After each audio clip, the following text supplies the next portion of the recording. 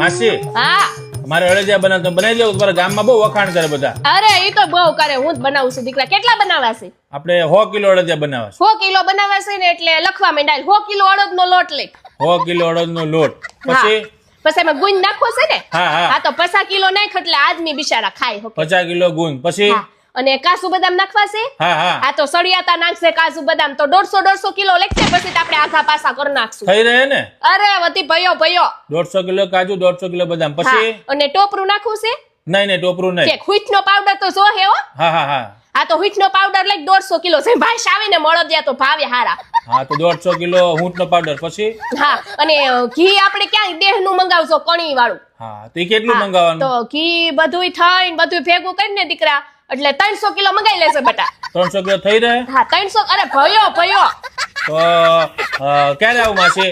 કાલ આવશે, કાલ બનાવી દઈશ. હારા બનશે ને? અરે ગામમાં મારું નામ તો પૂછ, અમારા આખા ખાનદાન અળદિયા હું જ બનાવું છું.